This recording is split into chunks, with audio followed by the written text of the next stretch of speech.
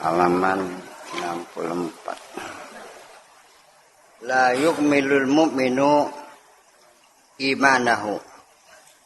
Seorang yang beriman tidak dapat menyempurnakan keimanannya hatta yurida li akhihil muslim, sampai dia mempunyai keinginan terhadap saudaranya al-muslim yang beragama Islam, ma yuriduhu, seperti apa yang dia inginkan, li nafsi, untuk dirinya. Artinya tidak ingin selamat sendiri, tapi juga ingin menyelamatkan orang lain. Beli pengen wareg dewek, tapi pengen baturga kudu wareg. Beli pengen pinter dewek, tapi juga teman-teman juga harus pinter, dan seterusnya. Paham? Nah, kamu begitu enggak?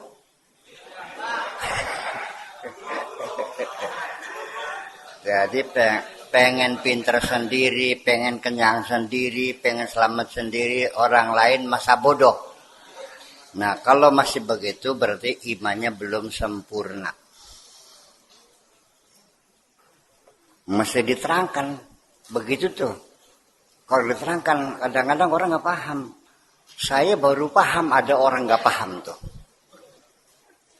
Saya kira paham. Ternyata ya harus diuraikan mendetail, ya panjang lebar, berulang-ulang baru paham. Dulu saya kira bisa paham, ternyata enggak. Hadza qaulu amirina wa ra'isina wa kabirina wa qa'idina wa safirina wa syafi'ina. Inilah yang dikatakan oleh pangeran kita, presiden kita, pembesar kita, pemimpin kita, duta besar kita, pemberi syafaat kita, muqaddimin nabiyyin wal mursalin, pemimpin para nabi dan para utusan, was-siddiqina min zamani Adam alaihissalam ila yaumil qiyamah, dari zaman Adam sampai hari kiamat. Qad nafa kamalal iman. Siapa itu tuh pemimpin kita? Kanjeng Nabi Muhammad sallallahu alaihi wasallam. Qad nafa kamalal iman. Nabi telah menafikan keimanan yang sempurna. Amman la yuhibbu li akhihi muslim misla ma yuhibbu li nafsihi. Nabi menafikan keimanan yang sempurna dari orang yang tidak menginginkan untuk saudaranya muslim seperti apa yang dia inginkan untuk dirinya sendiri. Idza ahbabta li nafsika, apabila engkau mencintai untuk dirimu, atyabal at'imati, pengen makan yang paling lezat, wa ahsanal kiswati, dan ingin pakai baju yang paling bagus, wa atyabal manazili, dan rumah gedong yang bagus, wa ahsanal wujuhi, dan ingin istri yang wajahnya cantik-cantik, wa kasratil amwal, dan ingin banyak duitnya, wa ahbabta li akhikal muslim biddiddi, tetapi kamu menginginkan untuk saudaramu yang sama Islam adalah kebalikannya. Kira-kira aja sugih, kira-kira aja pinter, kira-kira aja mangan sing enak. min zalika, dari itu semuanya, faqad kadzibta fi da'waka kamadal iman. Berarti kamu telah berbohong dalam pengakuanmu mempunyai iman yang sempurna. Bohong semuanya. Sebetulnya ada enggak sih orang yang tidak menginginkan orang lain enak? Seperti apa? Ya, persaingan pondok.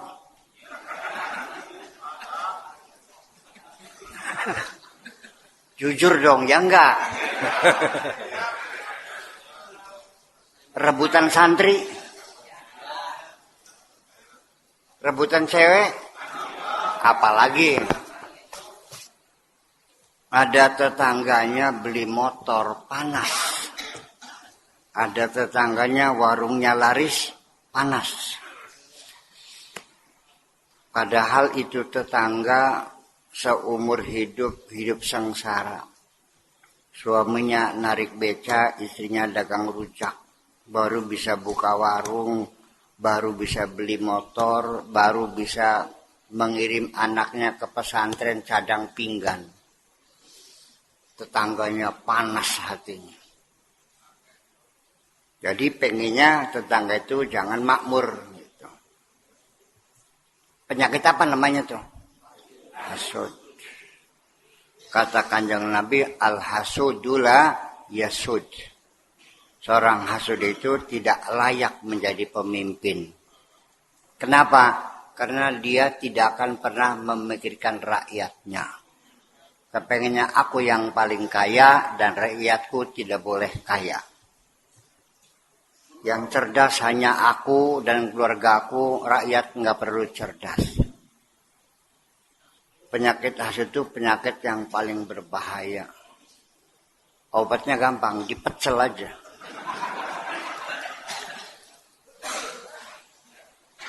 Sebab itu sudah keluar dari kemanusiaan. Ya, keluar dari standar kemanusiaan yang baik. Udah aneh. Dan kita secara khusus meminta kepada Allah wa min syarri hasidin idza hasad. Meminta berlindung kepada Allah dari kejahatan orang yang hasud. Idza hasada, ketika hasudnya ngamuk. Artinya bahwa kalau hasudnya tertidur mah nggak apa-apa. Yang berbahaya itu kalau hasudnya lagi ngamuk. Idza hasada. Kita semua mungkin ada rasa hasud, sedikit besar ada. Ya, yang mendorong kita bersaing itu kan juga hasud juga. Mau kalah kan? Nggak mau kalah kan? Nggak ada. Tetapi kalau sedang tertidur hasudnya mah nggak ada masalah. Kita siap menerima ada orang lain lebih unggul dari kita. Kita siap menerima ada orang lain lebih kaya dari kita. Dan kita mengakui.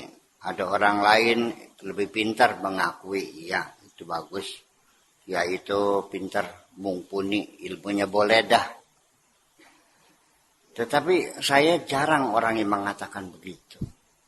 Diam aja kok.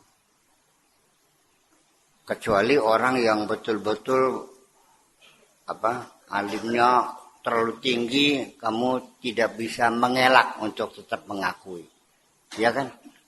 Tapi asal lebih sedikit saja, sulit untuk mengakuinya. Ya kan? Jadi hasud ini perlu dipelihara enggak?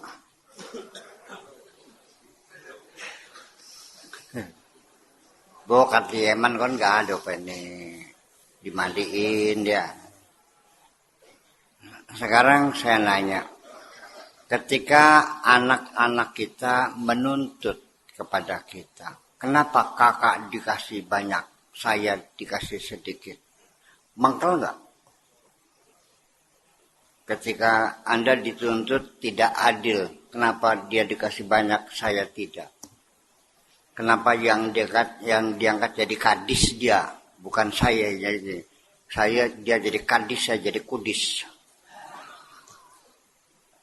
Suka enggak abawahan menuntut kenapa? Saya kan lebih senior. Kenapa diangkat dia?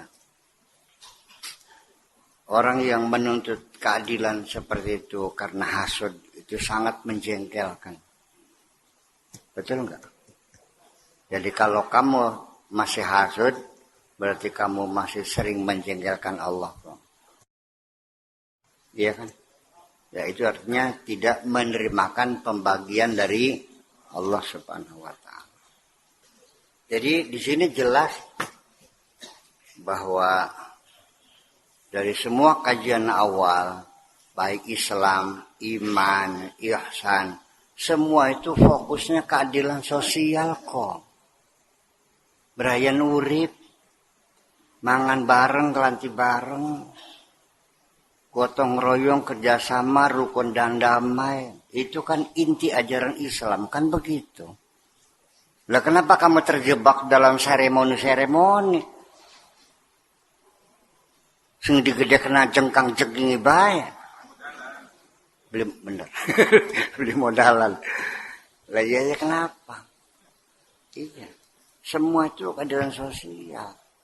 Lah kenapa rukun imannya hanya 6? Kenapa rukun Islam hanya 5? Mana keadilan sosialnya? Mana supremasi hukumnya? Mana kebersamaannya?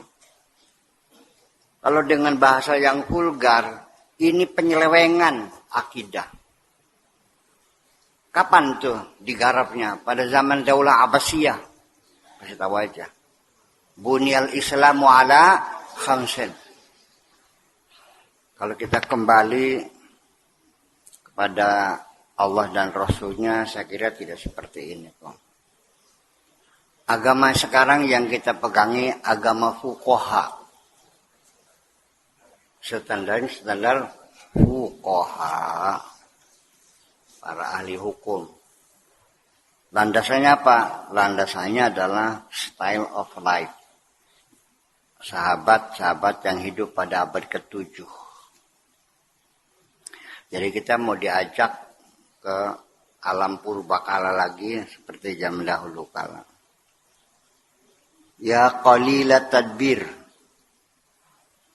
laka jarun fakir. Wahai orang yang malas, tidak pernah mikir, sedikit pikirannya, sedikit upayanya, artinya orang culas. Laka jarun fakir, kamu punya tetangga yang miskin. Walaka ahlun fuqara, dan kamu juga punya keluarga yang miskin-miskin. Punya alo, punya menantu, punya kakak, punya adik yang miskin-miskin. Walaka malun, dan kamu punya harta alaihi zakatun, yang harus dizakati. Walaka ribhu kulli yaumin, dan kamu dapat untung setiap hari. Ribhun fawqa ribhin, keuntungan di atas keuntungan, berlimpah ruah setiap hari. Wa ma'aka qadarun yazidu ala qadari hajatika, dan kamu punya kadar yang lebih dari kadar kebutuhanmu.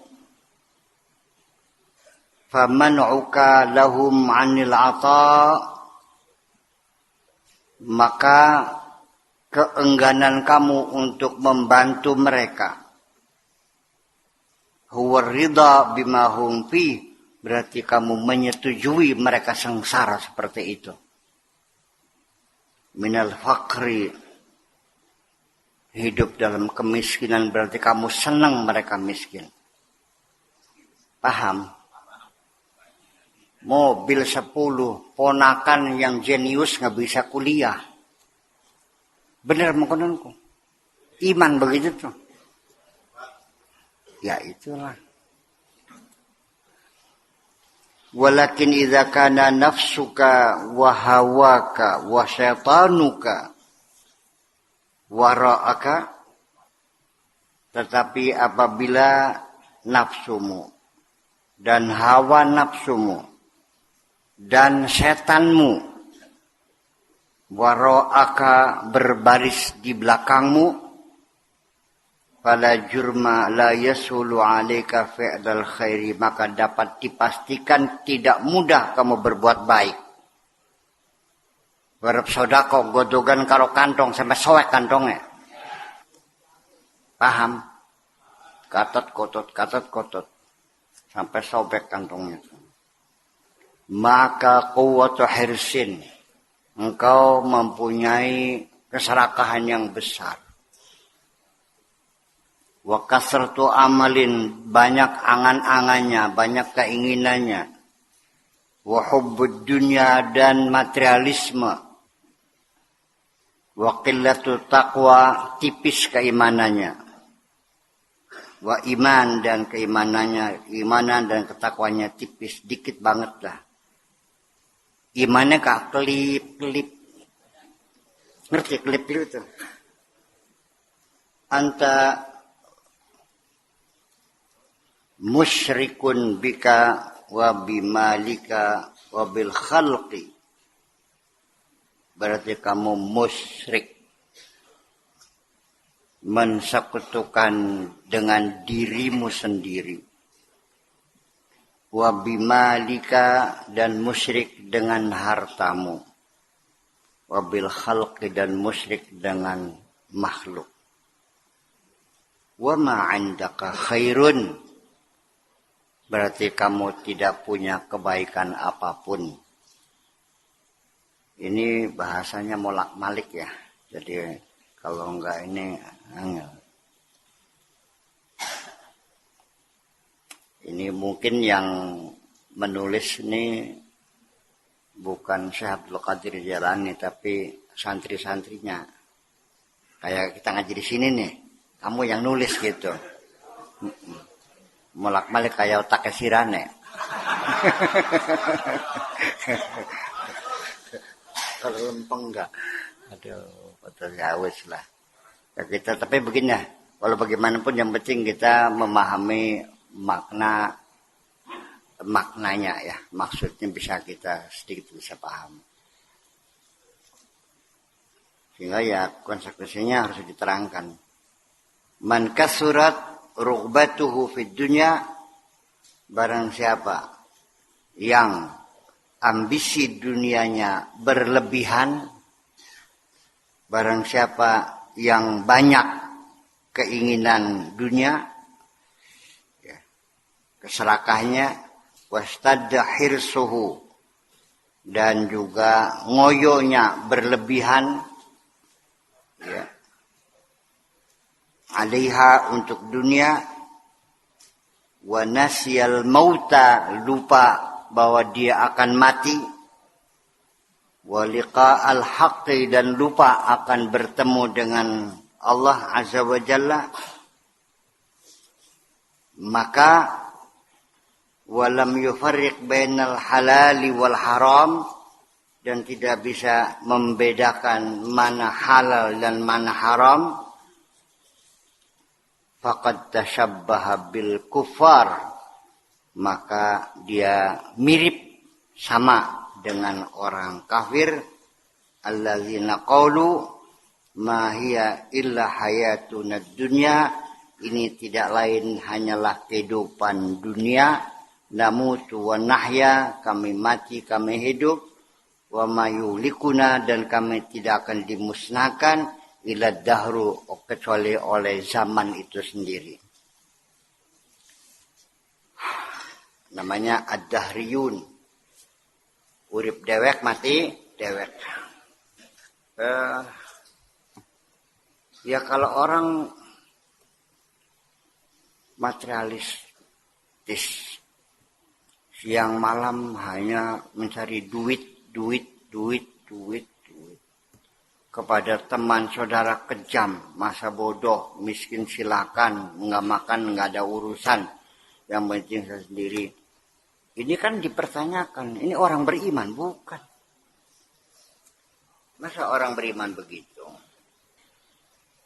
Sekalipun naik hajinya tiap tahun nggak ada urusan,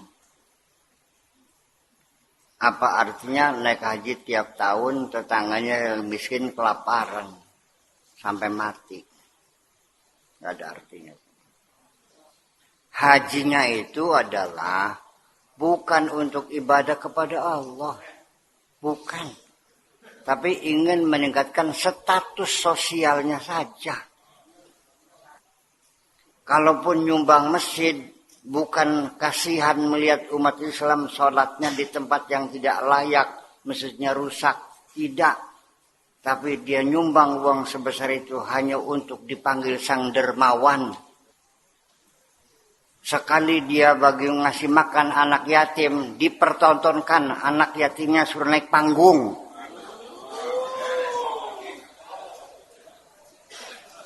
Kejam.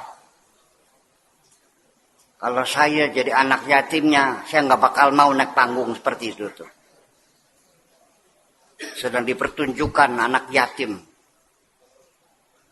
Beli tuli bruk beka ngapaika, kati kongkon jejer geding sih. Iya. Dia bukan lagi sayang sama anak yatim, dia lagi pamer kedermawanannya dan mempermalukan anak yatim dan fakir miskin kok. Yang dikasih nggak banyak, Indomie 2 bungkus sama beras 1 kilo sama uang 10.000. Tolong sampaikan kepada orang lain, jangan menghina anak yatim. Udah miskin, suruh ngantri lagi, naik ke panggung, difoto lagi. Ya saya hanya nanya, di mana hati nuranimu, di mana? Wih, paham beli. Paham beli. Jadi kamu punya perasaan enggak kan? Selama ini kamu punya perasaan enggak? Enggak kan? Ditambah lagi ngasih parsel, ngasih hadiah anak yatim setahun sekali. Memangnya anak yatim makannya setahun sekali? Memangnya beras 1 kilo bisa cukup untuk setahun? Indomie 2 cukup buat setahun? Sehari-harinya gimana? Ternyata kamu tidak punya niat ngasih makan anak yatim. Kamu hanya bikin acara saja untuk menampilkan kedermawananmu. Semoga Allah memberikan balasan terhadap kesombonganmu itu.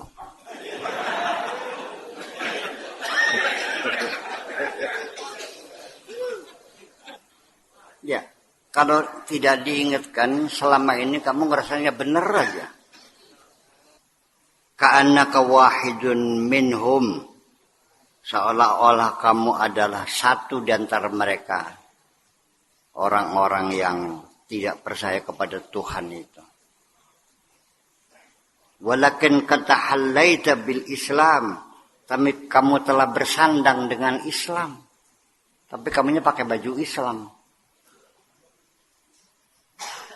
Wa qad haqqanta damaka bisyahadatain. Dan darahmu sudah disuntik dengan syahadatain. Itu dari kamu nih makhluk apa? Mau dibilang kafir, nyongan ngakunya Islam? Ya, masa syahadat 2 kali. Wa wafaqtal muslimina fi salati wasiyam. Dan juga kamu sama melakukan salat, melakukan puasa bersama-sama umat Islam. Adatan biasanya, la ibadatan bukan ibadahnya, hanya sebagai kebiasaan, hanya seremoni, hanya ritual, bukan ibadah. Sholatmu, puasamu adalah seremoni, bukan ibadah. Geradak gerujuk beli pugu kah? Geradak gerujuk beli? Iya, geradak gerujuk tepuguh. Iya.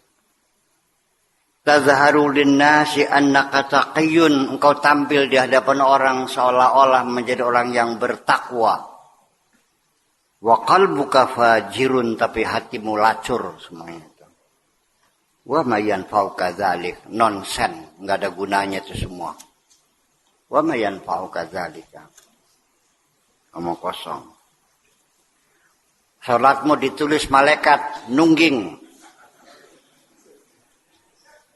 Sedekahmu ditulis bukan pamer, memperbudak orang lain. Ketika engkau membaca Al-Quran oleh malaikat ditulis bernyanyi. Ketika kamu naik haji ditulis piknik.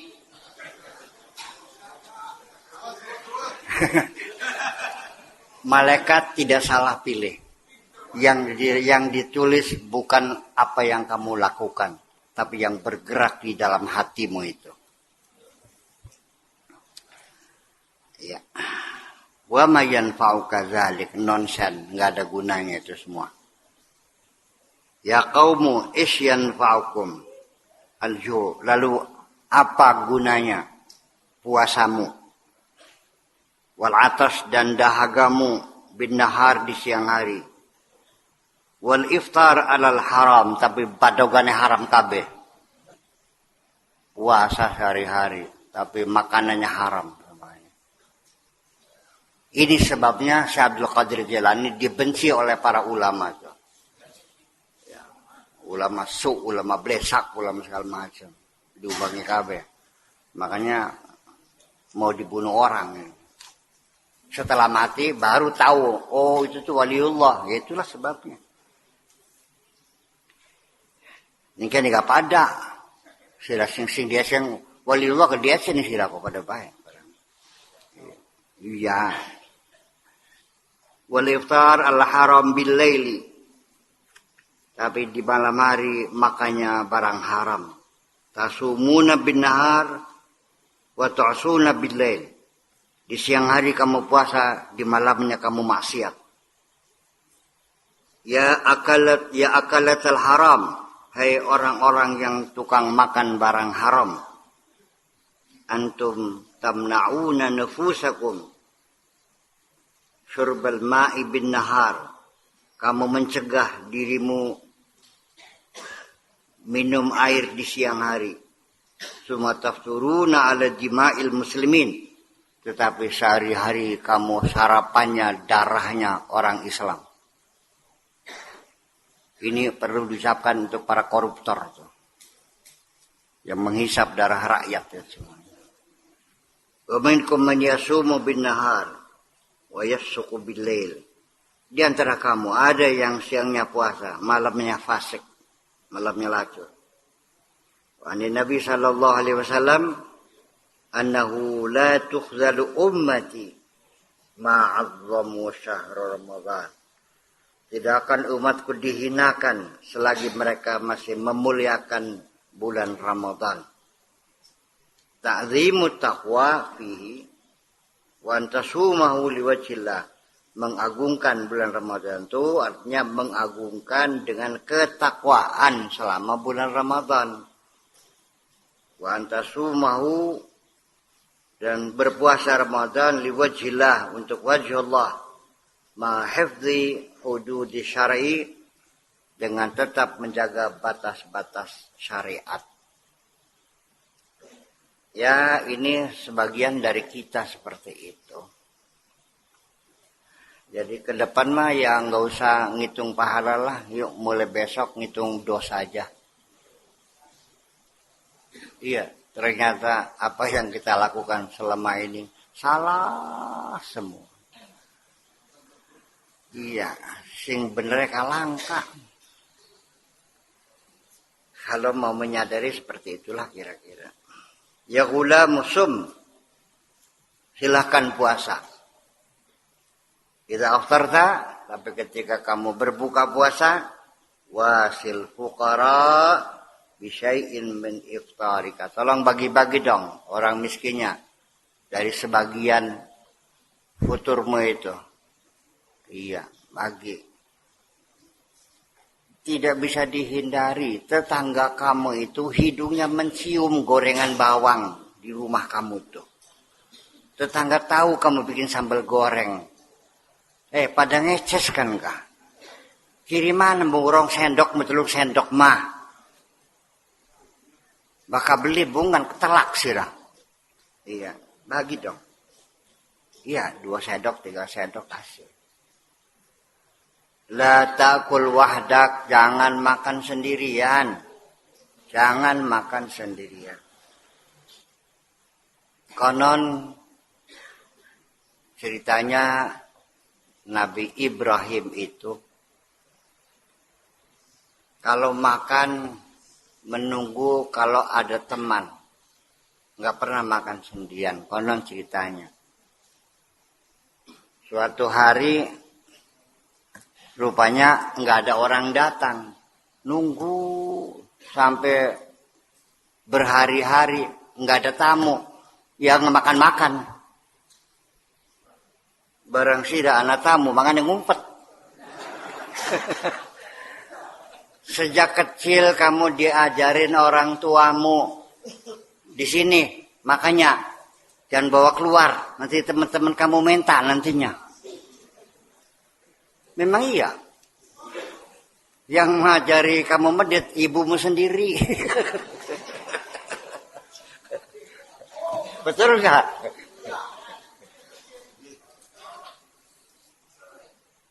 Kan dimakannya, zaman tuh mana pada jaluk. Ternyata cerdas juga ya ngajarin anak medit tuh. Sudah diajarin medit, juga anak-anak diajarin takut sama setan. Bukannya suruh berani menghadapi setan, ditakut-takut tuh setan. Karena nggak pulang-pulang sudah maghrib, ikona setan kau nih kalau tuh. Ya Allah, ini metodologi pendidikan ini kacau balau rumah tangga nih. Kadang-kadang saya ingin menulis, tolong kalau bisa bantu pendidikan rumah tangga, ya artinya secara psikologi Islam supaya anak-anak kita terdidik baik itu mesti ditulis nih standar. Iya, termasuk kalau makan dipisah. Engkau petek-petek makan karian, buang dawuk dingin. Makan dipisah, tapi kalau tidur bareng. Padahal sebaliknya, kalau makan bareng-bareng, kalau tidur jangan bareng. Bukat sirane sarungnya nyilah. Anak wadon lagi berak, beri bengunku. Hai tiruan sih.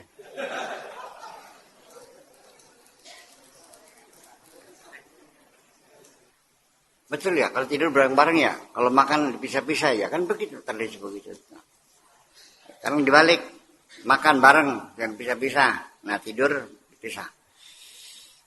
Kalau sudah anak 10 tahun itu tidurnya harus dipisah. Iya. Wa farriqu bainahumul madaja. Wadribuhum li'ashrin wa farriqu bainahumul madaja. Langkat tahu syariat tanam. Non, kamu betul langkah. Ya aku yang ditanyakan di mobilnya. Anak itu mobil. Non, anak beli di gawat tak? Beli di gawat. Ya wes. Sampai. Ya. Jauh lebih berita mana? Ya wes. Ya wis.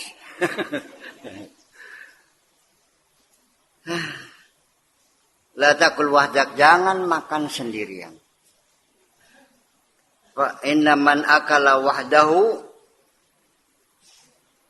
barang siapapun yang makan sendirian, walam yut'im, dan tidak ngasih makan orang lain, yukhafu alaihi, dikhawatirkan minal faqri wal kaidiyah, nanti dikhawatirkan jatuh miskin dan hidupnya susah.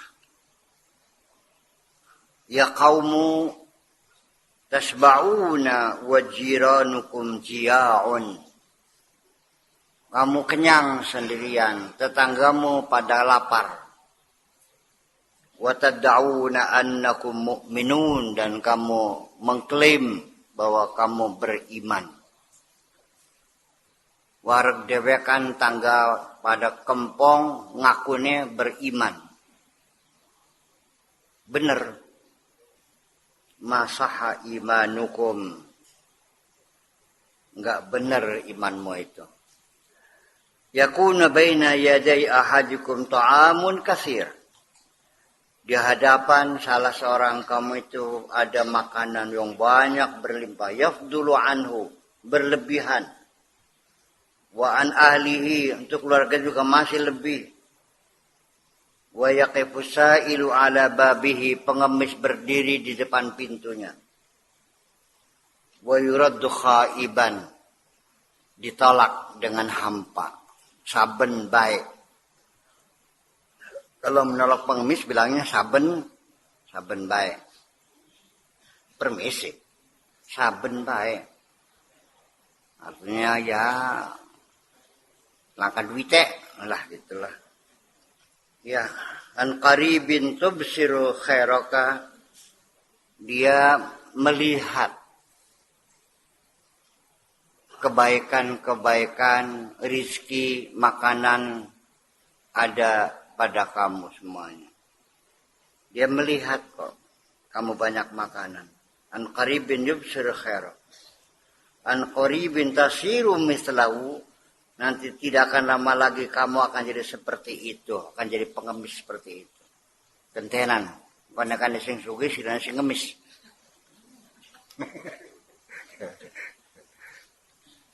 Turaddu kama raddattahu, dan kamu akan ditolak saben bae kama raddattahu, seperti kamu pernah menolak pengemis tadi.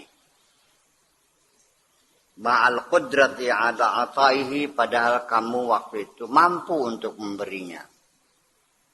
Dibilangnya maaf saja, ngeda-ngeda. Punten. Yang jadi masalah begini. Kenapa kita ini tidak terharu melihat penderitaan orang? Mengapa kita tidak kasihan melihat orang kelaparan? Di negeri ini masih banyak orang lapar kok. Tapi di negeri ini juga banyak hotel-hotel yang semalam 4 juta, 5 juta semalam. Apalagi di Hotel Alexis. Iya. Itu sekali masuk bisa habis 10 juta tuh. Untuk saunanya, untuk sepanya, untuk pejetnya, untuk ininya, untuk ya yang long time tuh. Ya kan itu kalau short time tuh 2,5 juta. Sementara di sana, di Indonesia Timur, di Papua, di Lombok, orang lagi pada sengsara kena tsunami. Ini berbahaya. Ketika gap, jurang pemisah between the have dan not have berlebihan, maka akan tumbang. Akan muncul kemarahan besar. Dalam bahasa agamanya Allah beli ridho, akan menimbulkan dendam sosial. Di mana-mana cerita tentang bubarnya negara-negara zaman dahulu kala itu karena jarak beda yang terlalu jauh antara orang kaya dan miskin. Masih ada keadilan sosial. Keadilan sosial itu bukan membatasi orang kaya, tapi membatasi kemiskinan. Kaya nggak boleh dibatasi, silakan. Yang rajin kerja, usaha silakan. Silakan, cari sebanyak-banyaknya. Tapi jangan biarkan ada orang miskin. Supaya nggak makan. Karena bagaimanapun orang itu yang kaya, itu berarti mengambil haknya orang miskin. Bolu untuk dibagi orang 10. Tiba-tiba ada satu orang ngambil separuh sendirian. Ya. Yang kedua ngambil seperempat. Yang satu ngambil 1/8. Yang 1/8 dibagi buat 8 orang. Sampai ya bagian oleh yang 10 kan baik. Ya hanya sesuapan aja dapatnya. Gitu.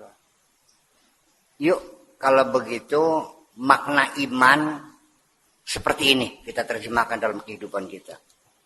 Jangan hanya 6 rukun iman tuh. Iya dong. Ada lagi. Jadi, ya soalnya kan orang kan susah mengkritisinya. Soalnya yang datang kan malaikat Jibril. Susah mengkritiknya.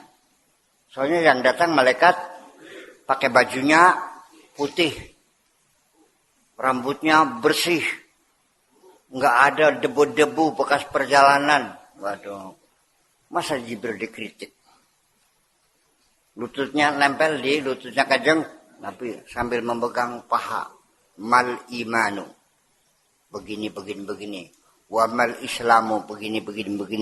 Wa mal ihsanu begini. Terus pergi. Sayyidina Umar bertanya, ya Rasul itu siapa? Orang lainnya tapi mengiyakan juga. Sodakta. Oh itu Jibril. Sok, siapa yang berani mengkritis ini? Non?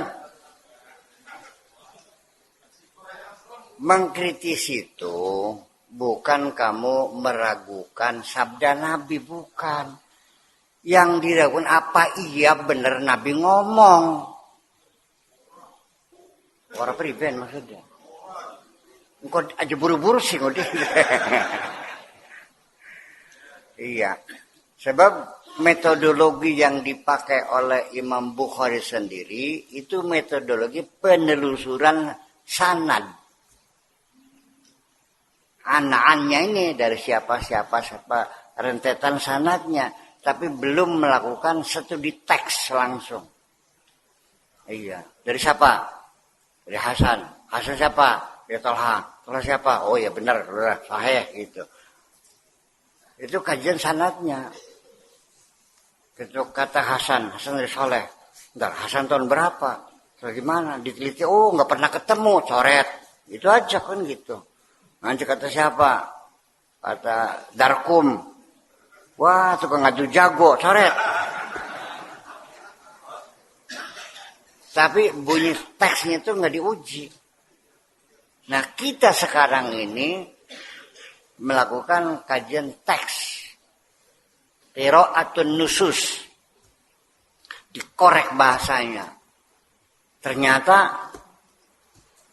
ada kalimat-kalimat yang dulu belum usum kalimat itu tuh. Ya, durung usum. Hubbul watan minal iman. Al-Quran, hadis, tulisan, syair, nggak ada waton tuh, nggak ada. Waton tuh setelah zaman penjajahan Eropa. Namanya negara kebangsaan tuh. Tanah air tuh waton tuh. Paham? Waton bahasa Arab ada, tapi namanya punggung onta. Oh ini coret sudah ini, bukan begini hadisnya. Kan gitu. Dari sisi antrolinguistiknya ya, kan gitu. Bisa talaba rajul zaujatahu fa'abat sumanama wa zaujatahu coret. Istri dia zaujatun. Enggak ada, istri itu zaujun bahasa Arabnya. Zaujatun bahasa Arab modern. Ya ada uskun anta bukan bahasa zaujatu ke bukan? Bukan zaujun istri. Ya, zaujatun itu bahasa modern. Masa mau Nabi ngomong zaujatun? Coret. Nah, itu. Seperti itu kira-kira kajian dirasatun nusus. Terus kalimatnya nggak enak ini molak. Masa Kanjeng Nabi ngomong molak-malik mengkenen? Nabi kan pinter, cerdas. Bahasanya bagus. Masa ngomongnya molak-malik begini? Terus ada lagi hadis yang seringkali 3 kali. Summa qala la taghdab. Summa qala summa madza Rasulullah qala la taghdab. Qala summa madza qala Rasulullah qala la taghdab. Ini style apa ngomong 3 kali ini? Pernah dengar keseringan gitu hadis kan? Style apa ngomong 3 kali begitu? Taukid, pinter lu kan? Ya, bagaimanapun seperti itu. Jadi ya rukun iman tuh ya artinya ya berapa? Rukun iman tuh kan tiang yang menegakkan suatu peradaban.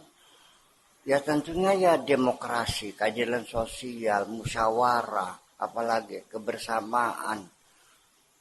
Ya kan? Wa yahaka qumta wa akhadta ma baina yadayka. Mari sekarang bangun. Wa akhadta dan kamu ambil ma baina yadayka yang ada di hadapanmu. Wa ataita dan kamu berikan. Tajma'u bainal halain, menghimpun dua kondisi keadaan. Atawadu' fi qiyamika wal ata mimma lika.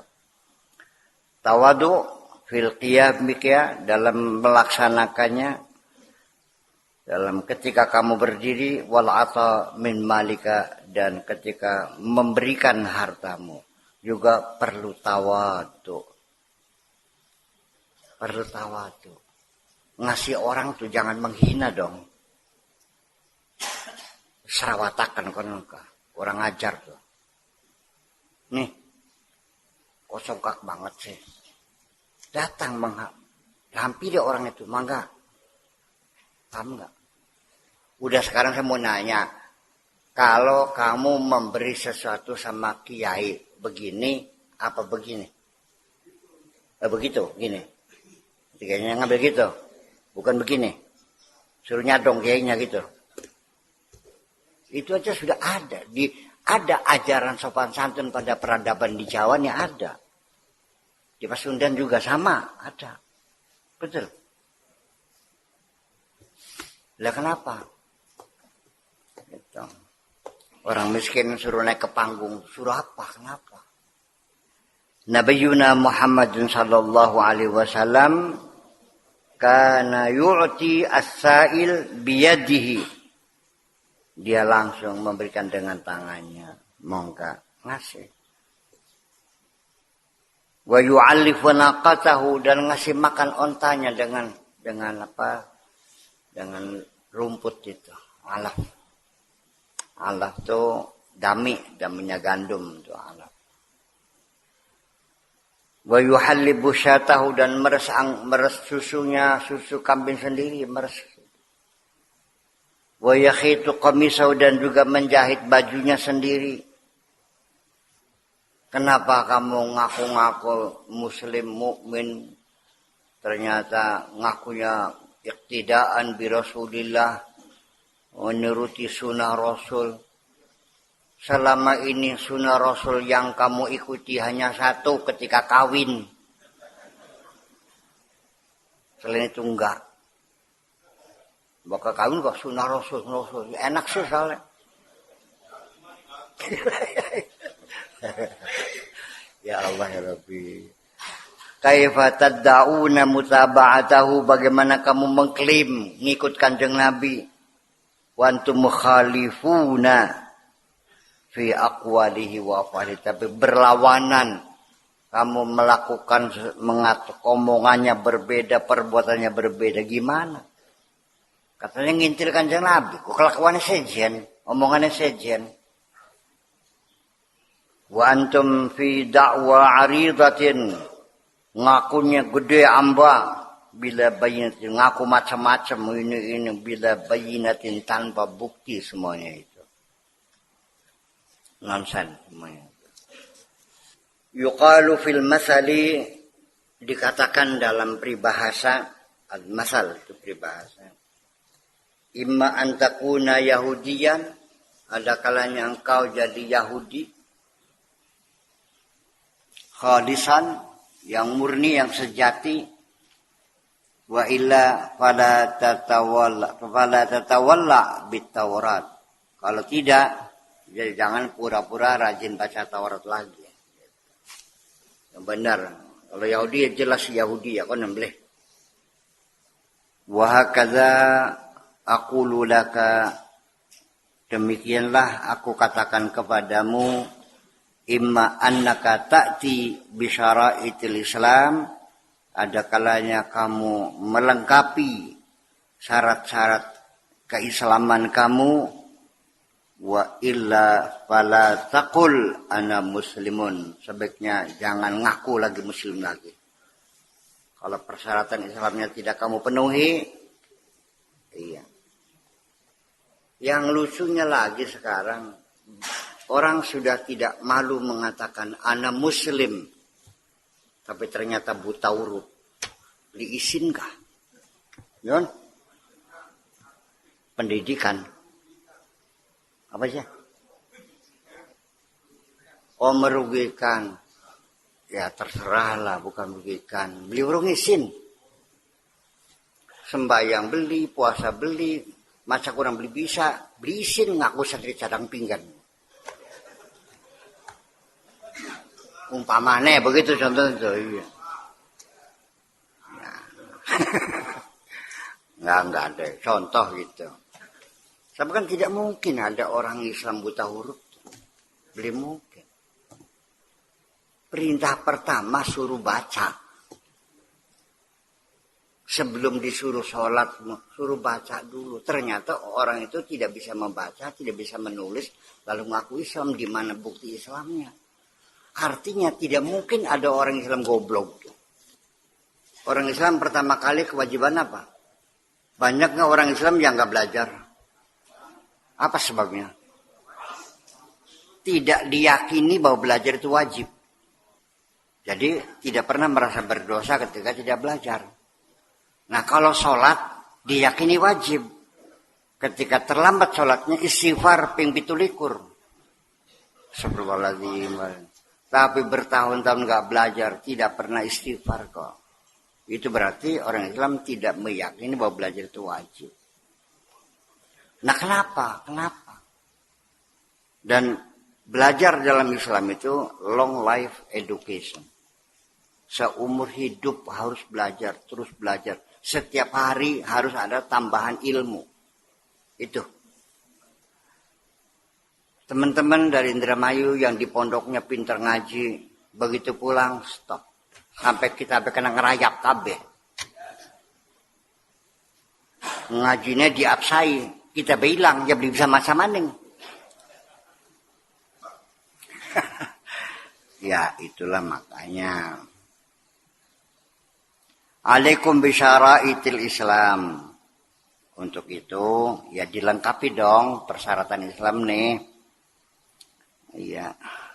Persyaratannya dipenuhi.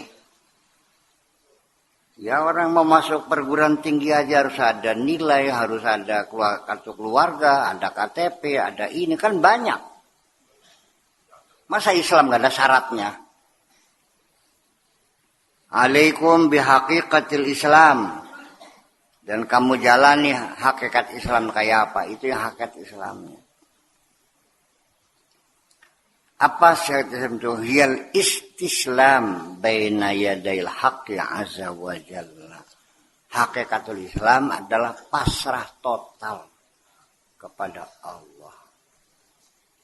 Ya, jadi saya juga tidak mengerti kenapa arkanul Islami khamsatun. Ya karena Islam tidak pernah didefinisikan, musbaya. Yang penting orang Islam ditanya, mahwal Islam, nggak bisa jawab. Begitu kam arkan Islam, khamsatun, bisa semua. Iya, gampang. Ngapalakan ya. Jadi kalau hakikatnya tidak tahu bagaimana menjelaskan rukunnya, banyak yang belum masuk akal. Apa Islam itu? Nggak tahu. Mahiyatul Islam. Hakikatul Islam apa nggak tahu. Tapi rukunnya tahu. Jadi gimana? Bukan, saya mau nanya. Jangan asam itu apa? Nggak tahu. Tapi jangan asam itu bumbunya ini. Iya kan? Rukunya tahu, tapi hakikatnya nggak tahu. Masuk akal nggak? Ya itulah admikasinya. Hakikatnya suatu nggak tahu. Namanya mahiyah itu, mahiyatu syai, hakikatu syai itu jawabu ma huwa atau mahiyah. Ma huwal insan? Apakah manusia itu? Hayawanun natikun itu apa? Cerdas saudaraku. Binatang yang berpikir. Jadi manusia binatang bukan? Binatang. Kambing? Oke. Kalau saya katakan manusia itu adalah makhluk yang berpikir, betul enggak? Manusia itu benda yang berpikir. Apa bedanya makhluk, binatang, dan benda? Makhluk, apakah makhluk itu setiap makhluk binatang? Apakah setiap binatang itu pasti makhluk? Apakah setiap makhluk itu benda? Apakah setiap benda itu makhluk?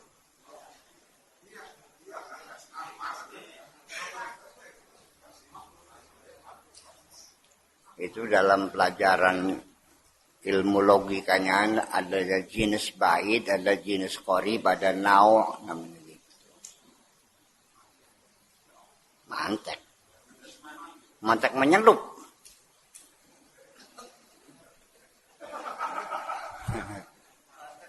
Iya diwantek boleh.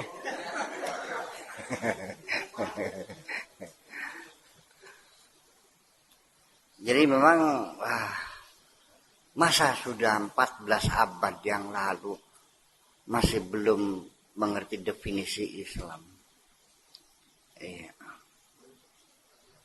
Ya karena dalam kurikulum pelajaran pendidikannya tidak pernah menjelaskan hakikatul Islam. Hanya arkanul Islam. Padahal hakikatnya adalah istislam. Pasrah total. Menyerahkan diri sepenuhnya kepada Allah subhanahu wa ta'ala. Wa asil khalqa al-yawm. Sayangilah makhluk sekarang nih. Hatta yuwasikal haqqu azza wa jalla ghadan. Supaya kamu besok disayang oleh Allah. Birahmatihi dengan rahmatnya. Irham man fil ardi, sayangilah orang yang ada di bumi, hatta yarhamaka man fis sama, nanti akan sayang kepadamu yang ada di langit. Wa qala ba'da kalamin madum taqaiman ma'nafsika, selagi engkau masih berada bersama nafsumu, la tasilu ila hadzal maqam, tidak akan pernah mencapai maqam ini ketika engkau masih tegak berdiri di atas nafsumu. Madumta tusilu ilaiha hududaha, selagi engkau selalu bersambung dengan kepentingan-kepentingan nafsu, masih memanjakan nafsumu, fa anta fi qaidiha, engkau masih berada dalam belenggu nafsu itu, masih dicangcang. Wafiha haqqaha, penuhi haknya, sekadarnya, apa maunya silakan, hak nafsu kasihkan. Wamna'ha hadzaha, tapi cegahlah kepentingannya. Kebutuhannya silahkan dikasih, tapi keinginannya jangan. Perlu makan, kasih makan. Perlu tidur, kasih tidur. Perlu minum, perlu kawin, kasih kawin. Tapi jangan dimanjakan segala keinginannya dituruti semua. Karena keinginan nafsumu di penghujungnya adalah menghancurkan dirimu sendiri. Dan jangan sekali-kali memanjakan dirimu. Rasulullah menjahit sendiri, meres susu sendiri, ngasih makanan ternak sendiri. Jangan memanjakan dirimu karena kamu kaya, akhirnya tinggal tudang-tuding. Nyuruh orang saja kerjanya. Kerjakan sendiri aja. Jangan memanjakan dirimu. kecuali kamu sudah gempor, ya sekalipun ya, pada saatnya saya nanti sudah lumpuh ya, tolong Pak Jahmat suapin saya dong, boleh kan? Ya kalau sekarang nggak usah dong, saya bisa sendiri, itu maksudnya. Ya, saya bisa berjalan sendiri, kecuali kan sudah ropoh saya. Ya, Pak Rahmat tolong tuntun saya, kan gitu. Ngapain dituntun sekarang? Jangan memanjakan diri sendiri. Sebenarnya kok orang lain juga punya kerepotan masing-masing. Paham dikit? Iya. Sementara kita lagi kuat dan sehat, ya tolong bantu orang lain, kan gitu. Kamu jangan merepotkan orang lain. Itu aja. Ya. Jadi kebutuhannya silakan, tapi kemauannya jangan dituruti semua. Itu maksudnya wa fiha haqqaha wa mnaha hazzaha. Iya, bi isalil haqqi ilaiha baqauha. Ketika nafsu kita itu disambungkan dengan Allah, maka disitulah keabadian nafsumu itu. Awas, nafsu itu jangan disebutkan dengan bernafsu ya. Kita aneh kalimat nafsun, nafasa, nafisun, nufasa, nifas, macam-macam itu. Jangan salah itu. Makanya morfologi itu perlu sih. Kalau kamu salah, lalu kamu menyesal, yang menegur kamu akan kesalahan, itu adalah nafsumu. Namanya nafsu lawamah. Kalau kamu ngajak maksiat, yang maksiatnya itu nafsumu, nafsul amarah. Kedamaianmu itu kedamaian nafsumu, namanya nafsul mutmainnah. Dia melihat saya aja bernafsu, ya sejen bersahwat namanya juga, bukan bernafsu, salah ngomong. Iya dong. Masa ngelihat saya bernafsu? Lihat saya ya bersahwat dong. Ya bahasa Jawa sirman nutupi nafsu baik. Nafsu apa itu tuh? Jadi perlu dijelaskan ya supaya jangan jangan carut marut jadinya. Nafas ambekan bahkan nafas. Bahkan nufus nafsun jiwa. Ja'a binafsihi datang sendiri, bukan perwakilannya. Ja'a binafsihi. Paham bikin ke? Ja'a naibuhu yang datang wakilnya. Amma hadza fa huwa ja'a binafsihi, dia datang sendiri enggak diwakilkan gitu. Kalau nafis itu barang yang berharga, bernilai. Kalau nifas itu darah setelah melahirkan. Maka anfas itu keluar masuknya angin dari mulut kamu itu anfas. Kalau tanafus bersaing, munafasah namanya. Beli gampang ini ngomong. Ya tanafasuna fil khairat, mereka berlomba dalam kebaikan. Itu kita ini tradisi di pesantren itu belajarnya hanya nahwu dan sorof, kan gitu ya. Dan kemudian lagi tasrif, konjugasi, tapi morfologinya enggak belajar. Itu kelemahannya. Itu. Morfologi itu bahasa Arabnya ilmul istiqaq namanya. Nun? Masdar. Ilmu istiqaq cuma master. Dan ilmu istiqaq tuh namanya morfologi, sembilan bulang-bulangnya master. Ilmu morfologi itu bahasa Arabnya ilmu istiqaq. Anatomi bahasa Arabnya ilmu tasyrih. Bukan ilmu syarah. Anatomi itu ilmu tasyrih. Ilmu tasyrih itu bahasa Arabnya, bahasa kedokterannya anatomi gitu, morfologi itu, ilmu istiqaq gitu. Apa sih istilah itu? Cetakan, ilmu cetakan gitu, mencetak kalimat gitu. Sehingga dari situ kita mengerti kemana maknanya itu bergeser kan gitu. Ya ayyuhalladzina amanus biru wasabiru. Sabirun dengan musabirun beda. Isbiru bersabarlah, wasabiru disabar-sabar akan. Iya. Jadi as-sabiruna bukan musabirun. Itu. Kata teman. Angel lah. Kadang-kadang beli telatan enggak mungkin. Iya. Wa bi isalil hadzi ilaiha, tetapi ketika kamu menuruti keinginan-keinginan nafsu, halakuha akan binasa.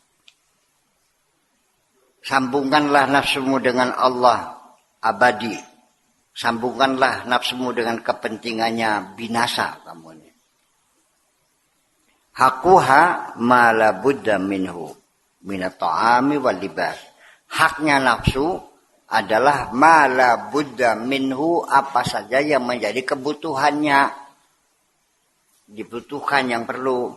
Minat ta'am, makanan, perlu. Perlu makan enggak orang hidup? Perlu. Iya. Wal libas, perlu enggak? Perlu. Wasyarab, minuman, perlu enggak? Perlu. Wa maudi'un taskunu fi, perlu tempat tinggal enggak?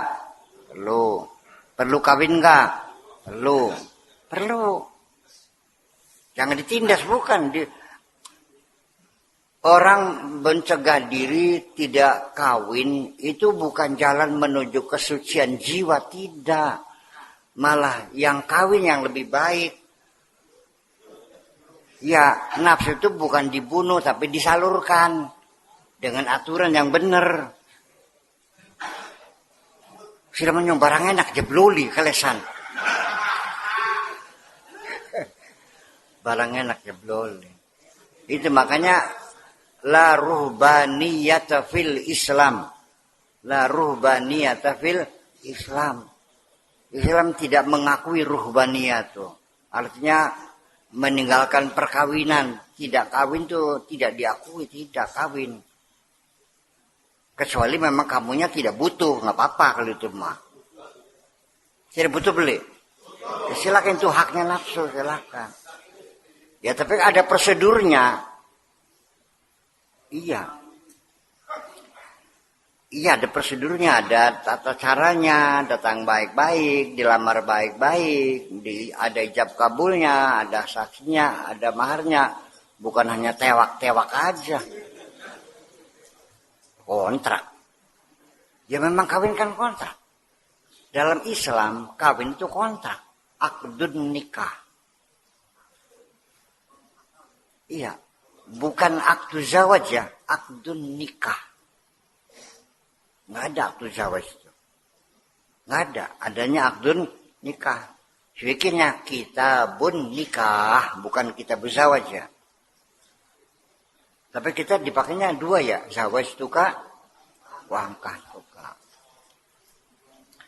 Itu jadi yang membuat bingung malah Imam Syafi'i jadi bingung. Ada zawaj dua sirat itu ya. Tapi kalau yang mengesahkan boleh ditidur itu ada lafaz inkah, bukan zawajnya. Itulah makanya Nabi Adam itu baru zawaj, belum menikah. Makanya uskun anta wa zaujuka, bukan uskun anta wa man kuhaka, bukan. Makanya buah khuldinya nggak boleh dimakan. Non? Itu kan Nabi Adam kan dalam posisi yang sulit.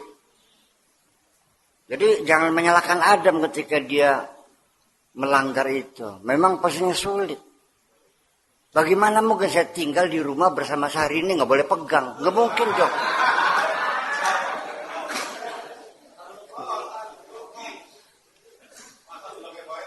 Iyalah man kalau bicara semampu kinken.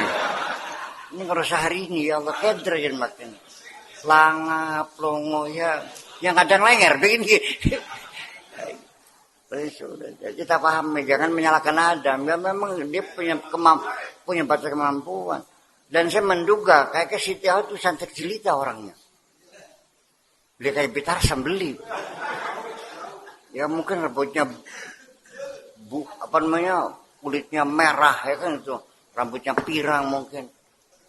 Beli ngandel sih remah. Sebab kalau Siti Hawa tidak cantik, nggak mungkin dia tergoda tuh. Oh ya boleh. Nah, yang mung aja. Iya. Gitu. Jadi mohon dimaklumi aja lah Nabi Adam ini salah. Itu nggak kenapa yang bagus-bagus di Pangapura wis kan balik. Iya. Iya. Dan Nabi Adam itu juga ketika dia melanggar, dia tidak tahu bagaimana cara bertobat. Allah ajarin sendiri langsung cara bertobat. Makanya fatalaqa Adam min Rabbi kalimatin fasabah. Kayaknya nang cara jero Pangapura aku. Iya. Maraknya beri nyelondo aja beri malang kerik. Iya. Terus beri banyu mata metu konon kah? Cara kan gitu. Iya. Itu masih belum banyak diurai ya Al-Qur'annya belum. Jadi kadang-kadang sampai berpuluh-puluh jilid tafsir itu. Empu ngomong apa-apa itu nih. Jadi tidak mengorek langsung pada teksnya itu. Iya, banyaknya kok cerita-cerita Israiliyat manjing kadang-kadang kaya. Ya, kan gua ngebek-ngebeki kita baik. Ya iya benar. Anu. Terus kalau hadisnya an Umar bin Sa'ad an hadasana. Oh, ini selembar. Wah ya jebol hadisnya musakilan hadisnya. Jadi kita ketahuan teman makanan ke. Buat kita apa kebanyakan. Ya kita mereki nggak pernah kenalan yang uang menggunung. Itu metodologi Imam Bukhari menusir hadis itu dari segi sanad. Itu makanya teksnya enggak. Ya sekarang sudah saatnya sekarang kita kajian teks ya. Tapi juga perlu keberanian. Ya kalau enggak, begini. Kalau kita mengkritisi sesuatu, sebelum itu sudah ada praduga dalam diri kita bahwa ini benar, nggak bakal jujur. Betul nggak? Ketika sebaliknya, ketika mengkritisi sesuatu, sudah ada prediksi di dalam diri kita bahwa ini salah, juga nggak jujur. Harus seimbang, bisa salah, bisa benar gitu dong. Ya, makanya kalau kamu mendengar orang berbicara, kalau yang berbicara orang yang sangat kamu hormati, sulit kamu kritis. Iya. Tapi kalau yang mengomong adalah musuh kamu sangat kritis sekali. Sampai sini bener disalahkan mana ini silakan. Disalahkan ya. Langsung kenapa ditolak dulu gitu. Sehingga ya padahal bener gitu, tapi disalahkan. Gitu. Jadi itu mesti kita waspadai, ketidakjujuran diri kita itu sangat tinggi sekali. Maka hati-hati gitu. Ya, itulah. Makan, minum, tempat, wahaduha, al-lazat, wasyahawat. Ya, pengen lezat, pengen makan manis, pengen tetubruk, pengen makan sate, wasyahawat, pengen senang-senang. Ya, khudh haqqaha min yaddi syar'i. Ambil silakan, berikan haknya. Min yaddi syar'i dengan aturan syariat dong. Iya. Pengen nyicipin kenikmatan, kelezatan, mangga, datang baik-baik, dilamar baik-baik. Itu aja kok. Pengen makan sate ya tukul aja lu nyolong duitnya kan gitu. Iya dong. Silakan anjir disyar'i dengan prosedur syariat.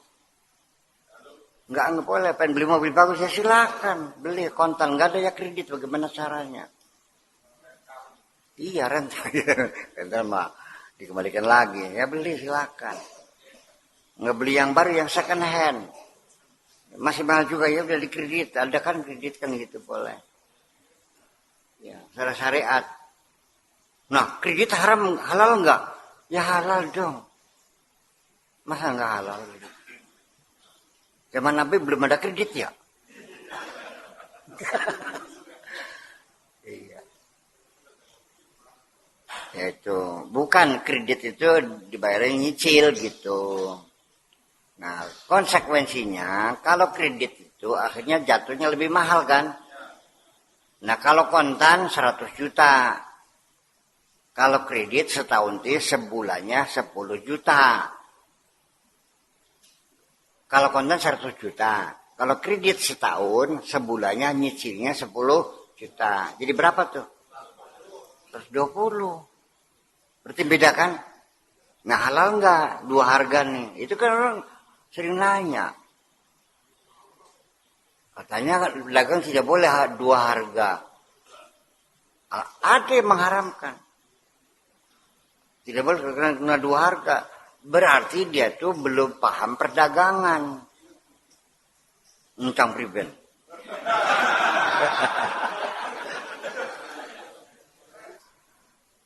Dua harga tuh nggak boleh karena tidak ada kepastian. Kalau kredit mah bukan dua harga, satu harga. Kalau kontan 100 juta, dah satu harga. Kalau kredit 10 juta tiap bulannya selama setahun itu satu harga, bukan dua harga. Kreditnya satu harga, konten satu harga.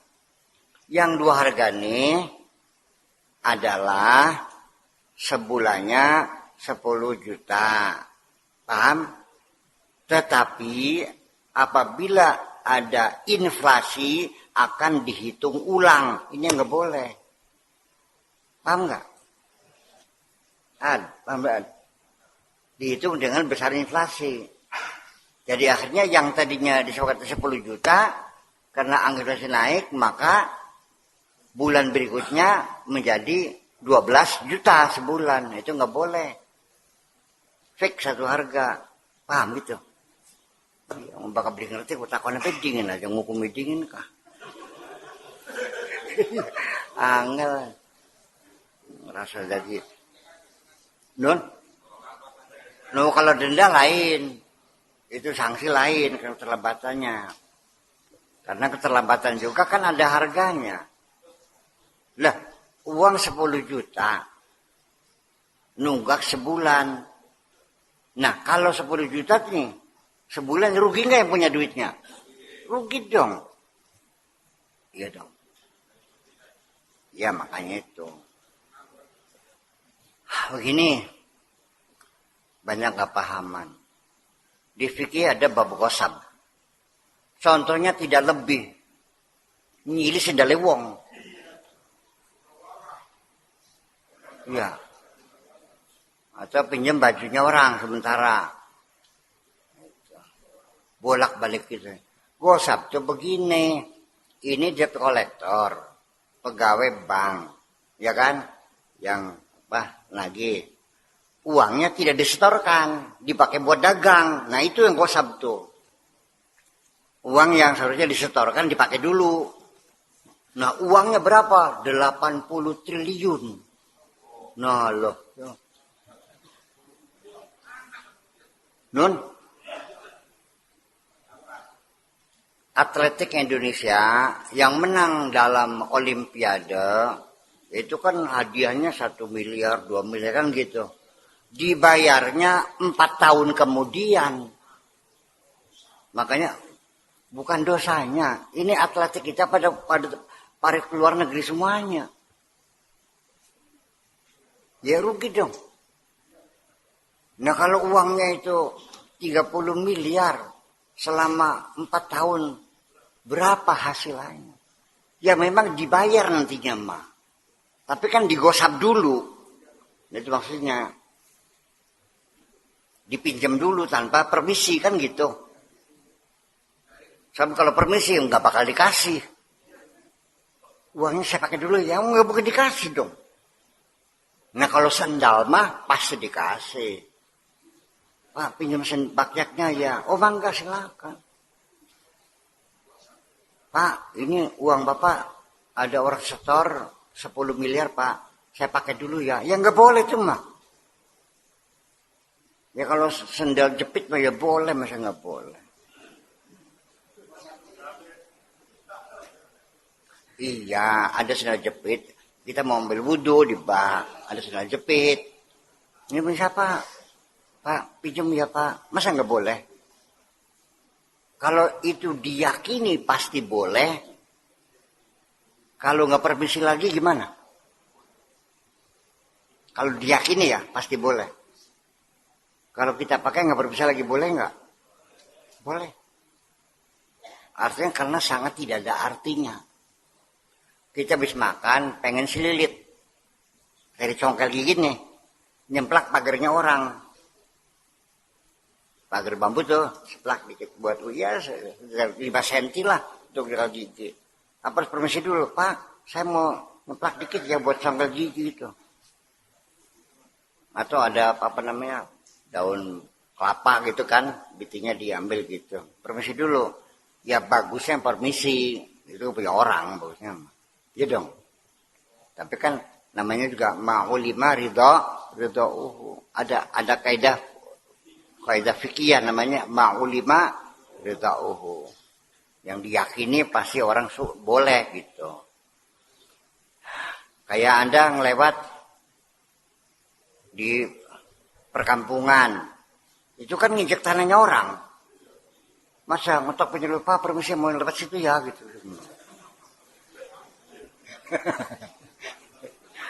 Iya betul. Aduh, angel teman. Iya, makanya nggak usah lah gitu. Ya itulah makanya. Silakan, malah. Wa kullu hadhiha ilal qadari wasabiqati fi ilmillah azza wa jalla. Silakan semua keuntungannya, kepentingan nafsu itu ilal qadari wasabiqati tergantung pada qadar dan qadarnya Allah itu aja. Fi ilmillah azza wa jalla. At'imaha al-mubah lal haram. Silakan dikasih makan tapi yang halal, jangan yang haram. Uqud ala babi syar'i, duduklah di pintu syariat, artinya pakai prosedur yang benar. Mau makannya makan tapi yang benar. Nah, kalau kita membeli sesuatu sebelum harganya disepakati, boleh nggak kita konsumsi dulu? Non? Kita menggunakan sesuatu barang. Ya, harganya belum ada kesepakatan. Boleh nggak? Sapi. Oh, fikih. Nggak boleh kan? Jadi kita memakai barang apapun, kalau dasarnya beli, ya coba disepakati lu harganya berapa dong. Betul nggak? Harus ada muayana kan? Oke. Sekarang saya nanya, ketika kamu makan di warteg, di Padang restoran, sebelum makan tahu nggak harganya? Ternyata kamu semuanya melanggar syariat semua.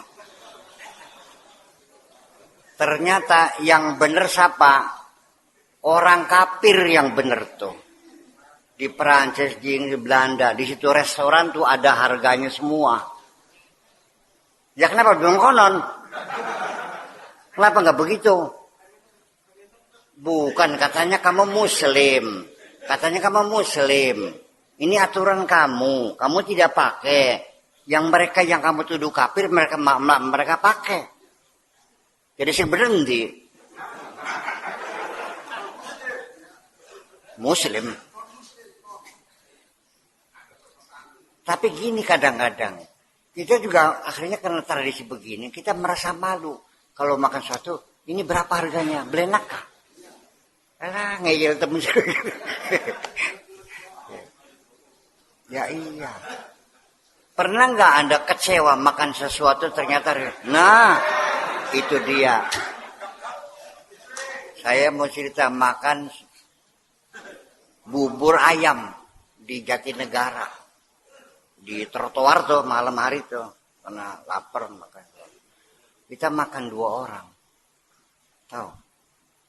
3 orang. Semangkok. Cecep berapa bang? 450.000. Garap nganyang ya belenak ini. Banyak pedagang yang ketok begitu.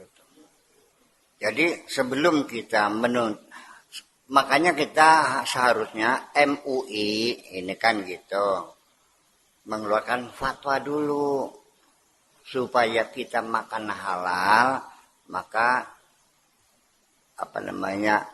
dibuatkan edaran dari Kementerian Perdagangan dihimbau bahwa semua toko restoran itu dipasang harganya. Minimarket, Alfamart, Indomaret kan ada harganya. Iya dong, ada tarifnya, harganya ada kan.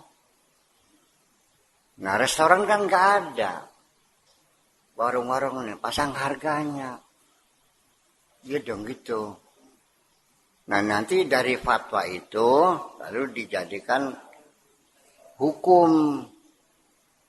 Ya sudah, kita harus segera bergeser dari negara fatwa menjadi negara hukum. Ini kan negara hukum. Iya, jangan fatwa. Fatwa hanya himbauan nantinya, tidak mengikat.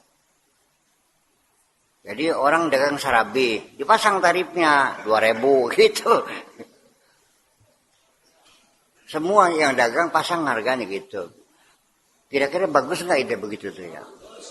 Yuk diusulin gitu kan. Apa saja gitu, pasang harganya. Gonjing, tau gonjing? Iya, dipasang harganya. RP, kan gitu. 2.500. RPA itu satu ya, RP gitu. Tapi kalau 10 itu bukan 25.000, tapi 20.000. 10 sama dengan, berarti kalau belinya banyak ada kortingan. Ada harga gitu. Jangan kita makan dulu, selesai itu berarti berapa? Lagi mana lagi? Dalam Islam harus tahu dulu kan. Jangan dikonsumsi dulu sebelum harganya. Iya dong. Iya bakal dileg. Tuli regane digetok. Masih dilepek nama ding. Mumpung ingat gitu. Ya kita wacanakan aja dulu lah. Kita ngobrol-ngobrol dengan teman. Lama-lama kan menjadi public opini. Iya kan. Penting gitu. Wa alzimha bikhidmatihi, dan tetap stabil kita mengamalkan syariat itu. Faqad aflahta, dari situ kamu akan mendapatkan kebahagiaan. Amma sami'ta qaulallahi azza wa jalla, apakah kamu tidak mendengar firman Allah, wa ma atakumur rasulu fakhudhuh wa ma nahakum anhu fantahu. Apa yang Rasul berikan perintahkan, laksanakan. Apa yang Rasulullah larang ya jauhilah. Begitulah kira-kira maknanya. Kita ngerti perintah Allah dan Rasulnya. Allah menyuruh, Allah melarang, Rasulullah menyuruh, ya kita laksanakan. Rasulullah melarang, ya kita jauhi semuanya. Jadi pada akhirnya tetap saja bahwa tasawuf, syariat, hakikat, ma'rifat, segala macam juga jangan lepas dari syariat. Bohong orang ma'rifat, torekot kalau tidak berdasarkan syariat. Hakikat segala macam itu kan adanya di dalam rumah, betul nggak? Nah, kalau Anda ingin masuk rumah, ya tolong masuknya lewat pintu. Syariat itu adalah pintu menuju hakikat. Kalau masuknya tidak dari pintu namanya kalau masuknya dari jendela apa namanya itu? Maling. Jadi masuk baik dari syariat, tetap aja standarnya adalah syariat. Gitu. Nah, nanti syariatnya ya terserah karena syariat sendiri dalam dalam pencarian syariat ini memang berdasarkan logika, berdasarkan penafsiran, berdasarkan takwil dan sebagainya, maka sangat bervariasi sekali. Dan syariat sendiri itu tidak pernah menunjukkan suatu kepastian kebenaran.